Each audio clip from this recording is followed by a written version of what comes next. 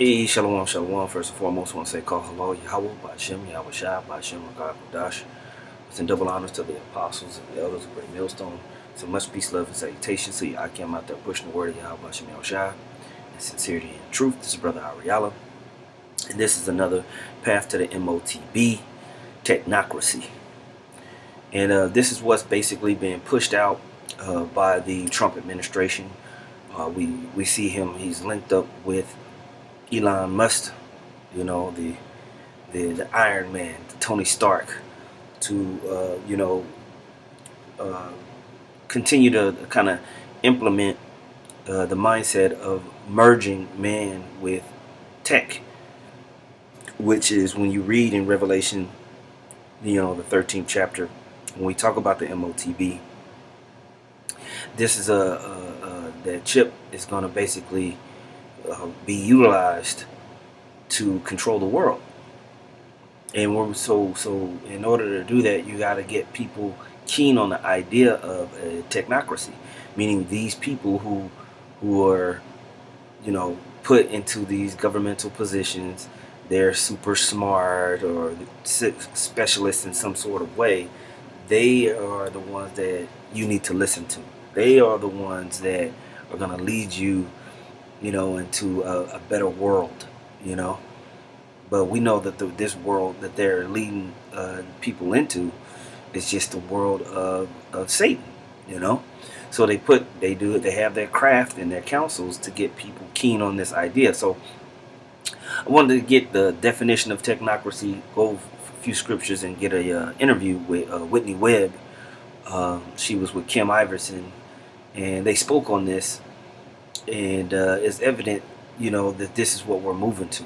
But first, I'm going to read Proverbs 24:8. It says, "He that devises to do evil shall be called a mischievous person.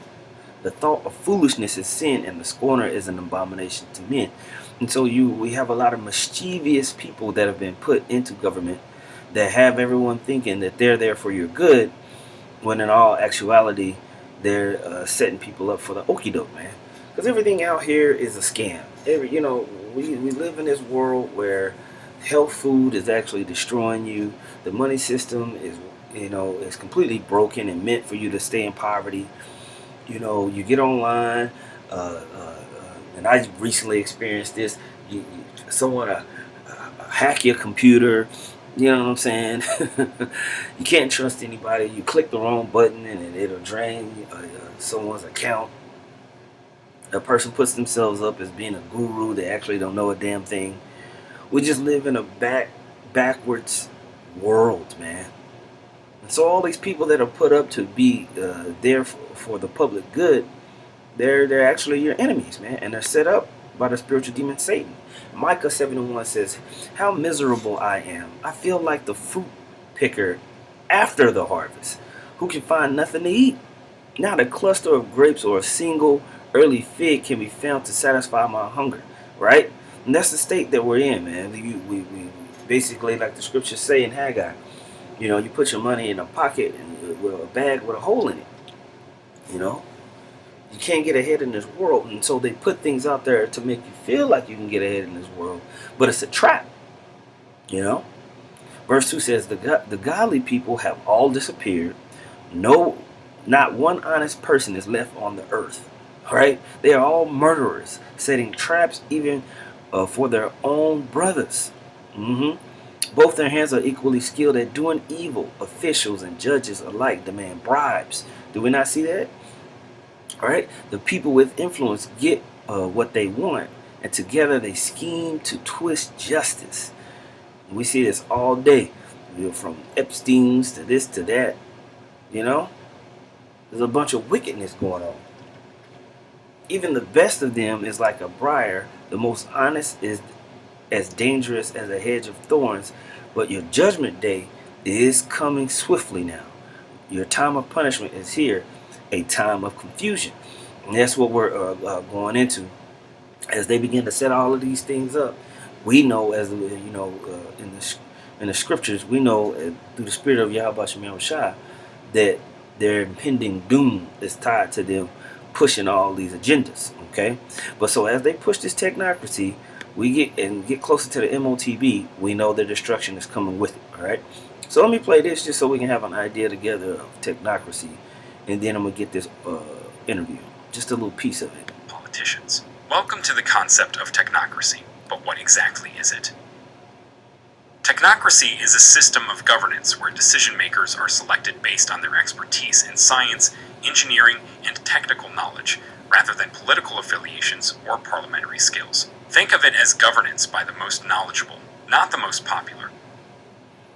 That's why they set up Doge, to get people to think that this is the governance by the most knowledgeable people that are the highest in their field. And you have these executive orders that Trump is making where he's like, oh, this is the best in the AI field, this is the best in the crypto field, this is the best in this field, to get people to agree with this aggressive policy that they're pushing.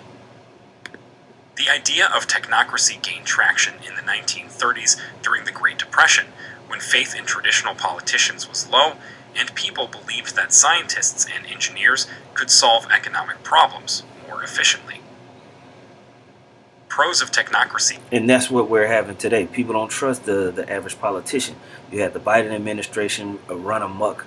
All of these scandals are being outed. They're using Doge to expose what's been going on in the government as far as just how they've been using the people's money, and it's just made people not trust traditional politics at all. So they're leaning in on scientists, engineers, and people who are at the head of their industry to dictate policy, governmental policy. They include rational decision making, efficiency, and focus on sustainable development. However, and they're saying, oh, this is common sense. Cons could involve a lack of democratic input, potential disregard for individual or ethical concerns, and the challenge of deciding who qualifies as an expert. Does the idea of technocracy sound like a dream come true or a potential nightmare? Let us know. Boom. So this is how you get these dystopian societies, and that's what we're in. We're headed there. I'm going to play this part. Like I said, Kim Iverson is interviewing Whitney Webb, and they talk about this a bit. All right. The whole interview is good. Just talking about how, these people that are pushed to the forefront, they have ties to all these evil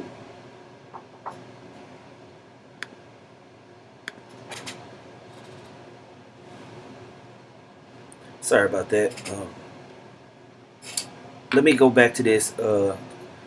Basically, I want to play this interview. They was going in on just talking about the elites and how they're all tied to pedo rings and all other types of stuff. But this part right here, they start talking about this technocracy. Let me play this real quick. Rich. So you have to have all of that. I think people underestimate how willing people are to compromise in order to achieve their own personal pet desire or their own, what they believe. And we see that even like with the Zionists, for example, Christian Zionists, who many of them are not bought off by Israel at all. They don't need to be. They were inadvertently, without them realizing it. Their churches were infused with a lot of money. Churches run on donation. A lot of donation was pumped in by Zionists that then told the preachers, go and preach Zionism basically to all of your people and get them to believe. And then they became believers, and then it's like they just genuinely believe it. It's in their soul. Like, I kind of wonder if Mike Huckabee's that way. He's just so pro-Israel that I'm like, is this really, are you bought off, or is it just a zealotness from your religion? And I think it might be more of the zealous. He's just a zealot. So I think Elon is like a zealot for Mars. And when you have that kind of zealousnness, you're willing to compromise in order to achieve your ultimate big goal. Yeah, well, arguably one of the reasons that Musk is so interested in Mars, and he said this on Twitter, is because he wishes to impose he wants to create the Mars technocracy, which is significant because technocracy is a model of government that arguably is being rolled out on sort of a global scale here on Earth right now. And notably, Elon Musk's grandfather was the head of the technocratic movement when it existed, several decades ago in Canada, and has been pretty vocal that he, supports the technocratic model, just in general, which is kind of problematic because ultimately technocracy is about rule of society by a scientific elite that, ultimately, in terms of its philosophy, view the masses basically as programmable automatons. And that's what the whole Motb is for, man. You're gonna be upgraded or uploaded into their digital guidehead, to where their AI angels control everything and pretty much hold most of the governance, and you're just a battery pack of data for the elite. All right, and all your buying and selling, no matter who you are, you're not going to be able to do it unless you're connected. That's why these tariffs right now are being utilized to spook the markets globally. And when the markets are spooked globally, or it's framed as a collapse, when it's actually an implosion that they want, what's going to be the response? Oh, we need to come together. Oh, we need to unify the markets again. In order to unify these markets, for it to come together, it needs to be controlled and timed. And that's when the technocrats that have been lifted up say, oh yeah, we have a solution for that. Let's do this.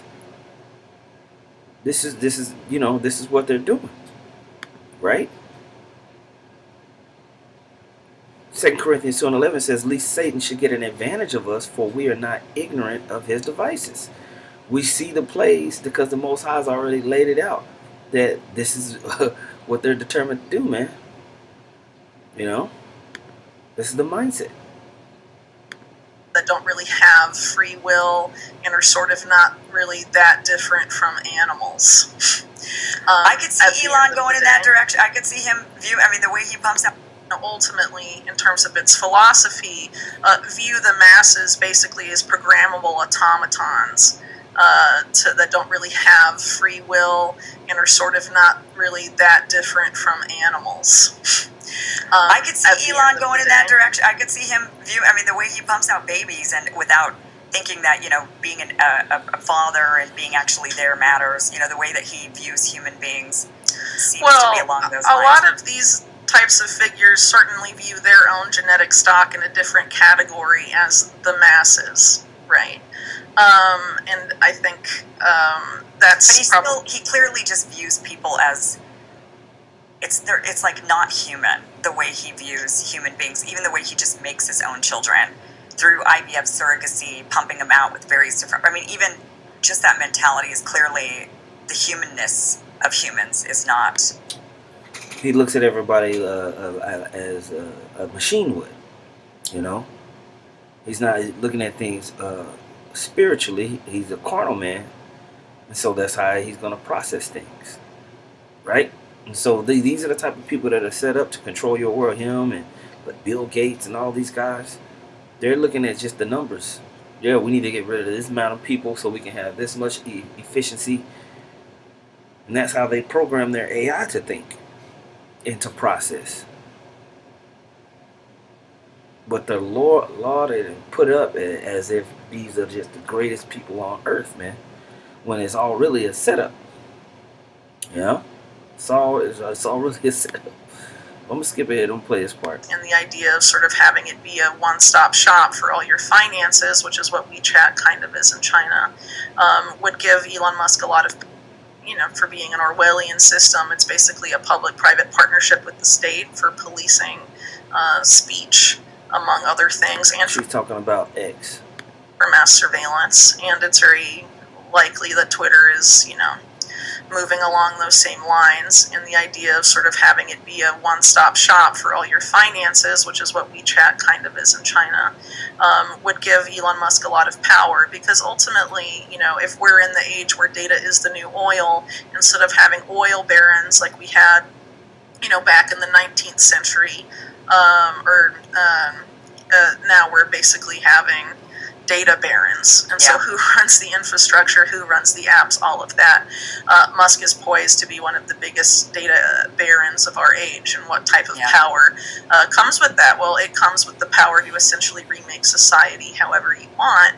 And so his interest in technocracy, which is also shared by some of these other likely data barons of the future, like Mark Andreessen, for example, among others, should, I think, be scrutinized. And if this is the type of society we want, where we're basically going to be ruled by algorithms that are not human, and only certain people maintain those algorithms. So perhaps, it would be framed as, a more egalitarian society, and that all of society would be governed by the algorithms. But that isn't necessarily true, because you obviously are going to have an upper class that programs and maintains the algorithms and decides what their parameters are and what they. Boom. And so just like she breaking down, the people that's controlling the algorithms get the program and say, okay, we want this to manage society like this, and so on and so forth. So they become what? The gods. If the algorithms are the angels, or then they're the gods. That's what they want to be. They want to be like God, man. They do. And this is basically outlined in this book by the former Google CEO Eric Schmidt and Henry Kissinger, that this will inevitably happen when AI takes over government. And you could argue that a lot of the efforts being made by Doge, and I'm not going to say that I'm not defending the stuff they've been ostensibly exposing, because obviously there is a lot of corruption and pork, just like there's pork in the spending bills. Obviously there was plenty of that in the type in the public sector, and I don't really think it should be that surprising. But the question is, what changes is that used to justify? And pretty much across the board, it's putting AI in greater control of government. So if it's your AI, for example, in the case of Elon Musk Grok, right, or if it's OpenAI in the case of Sam Altman, and your algorithm has replaced the jobs of 20,000 people, then you have arguably the influence that those 20,000 workers had on the organization that's employing you, or now your algorithm. So boom. So yeah, they just pushing us forward step by step, and that's how it's going. So we just keep a mindful eye of it all, and we see how it's all being set up. This is Psalm 64:1 in the NLT. It says, "O Yahweh, Bashem Yahweh Shai, listen to my complaint, protect my life from my enemies' threats. Hide me from the plots of this evil mob, from this gang of wrongdoers." All right, these elites. They sharpen their tongues like swords and aim their bitter words like arrows. Right, their policies, the bitter words, their policies, and the things that they want to push out. It says they shoot from ambush at the innocent, attacking suddenly and fearlessly. They encourage each other to do evil and plan how to set their traps in secret. Who will ever notice? They ask. As they plot their crimes, they say, we have devised the perfect plan. Yes, the human heart and mind are cunning, right? So this is what they sit up and think about, how they can get these different programs and algorithms in the perfect places to run the world, bro. All right. Their heart is deep, as it says in KJV. They're planning this stuff, bro. But look what the scripture says. It says, "But the Most High Himself will shoot them with His arrows, suddenly striking them down. Their own tongues will ruin them, and all who see them will shake their heads in scorn." See? So now what's happening is the reverse effect is starting to happen, because people are starting to say, hey, wait a minute. Why does Elon have so much power? Trump wants a third time in office. What? But ultimately, we're starting to see the kings of the earth fight too, right? Canada versus the U.S. with Mexico, China, Russia, Ukraine, so on and so forth. All of this stuff is going to lead to a major crashing down, but these pieces of policy and mind is something that is a part of the World War III algorithm or the path to the Motb. So we come and we report on these things as watchmen. So yeah, I just wanted to play that real quick, man. I thought that was an interesting concept, man. We're getting closer and closer and closer to this thing coming through the pipeline, so to speak. So, Lord willing, that was edifying. I say, call halal Yahweh, Ba'ashem Yahweh Shai, Ba'ashem Rakah Kadash. Double honors to the apostles, the elders, bishops of Great Millstone. Much peace, love, and salutations to y'all came out there pushing the word of God, Ba'ashem Yahweh Shai, sincerely and truly. Shalom.